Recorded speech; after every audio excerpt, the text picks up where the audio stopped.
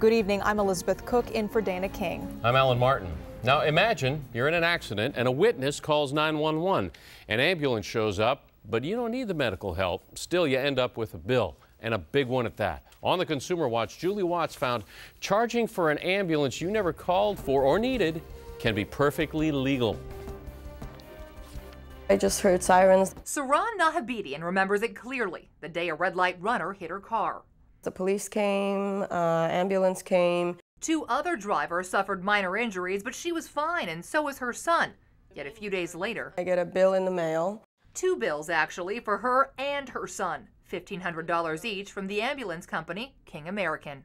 It was $3,000 for the both of us. My first reaction was that there must be some sort of a mistake, because on that day I wasn't hurt, I wasn't transported, I did not call the ambulance company. But the company insisted It wasn't a billing error. After weeks of complaints, King American said as a courtesy it would drop her son's charges, but she still owed $1,500. They were not going to back out. They tried to convince her to simply bill her insurance company, and when she refused out of principle, they sent her to collections. And please don't try the hide-and game. It's not going to work. Did everybody understand? That's when the 4th grade teacher received calls at her school threatening wage garnishment. Because of the 911 call, you are responsible for this portion of the bill. It turns out technically that message from the debt collector is correct. By simply signing a refusal of service form like this one, releasing the ambulance of liability, you could be held liable for the bill. In fact, you might be even if you don't sign it. Sure, they can send a bill. Rob Dudgeon oversees emergency services for the city and county of San Francisco.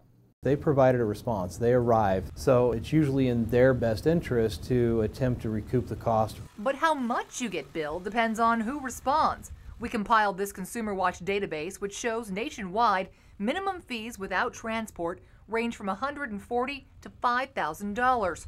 And some of the highest fees are in cities like San Francisco that have an open 911 system. San Francisco Fire Department. Meaning the fire department shares duties with private companies, but they can't regulate how much they charge. We do not get into regulating necessarily billing practices. So we're going to Han and Sunnydale. So it's the luck of the draw. If the fire department paramedics respond, they charge a base rate of $365, but will usually not bill you if you're not injured and didn't call. However, if one of the private providers shows up, everyone on the scene may get billed, and for a lot more. Yeah, it's cost recovery. King American's chief paramedic, Josh Noltemeyer, says as a private company, they have to charge more because unlike the fire department, they don't get public subsidies. And we actually have to pay tens of thousands of dollars to have the privilege of operating in San Francisco. And due to the high number of homeless and uninsured, about 50% of the calls we go on, we don't get any reimbursement for. How do you make up for that money? Who pays? The insured. How so? Well, unfortunately, the insurance companies get billed at higher rates to make up for the people that didn't have the insurance. That's the unfortunate truth. But Saran says that's just not right. This is how our premiums go up. It's just not fair. In fact, it's consumer fraud. Because she claims she never even spoke to a paramedic. No interaction whatsoever. They were busy tending the other person. But Noltemeyer says by simply being there, she did receive a service. Somebody called 911 and we went there because of that person. They got the response. But why bill Saran for non-treatment when 2 others were billed who did receive treatment?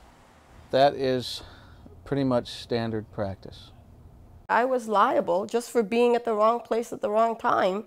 Now, King American has since removed the collection notice from Saran's account, and as a result of her case, they say they've changed their billing practices. They're lowering their minimum fee from $1,500 to $385, which is closer to what the fire department charges.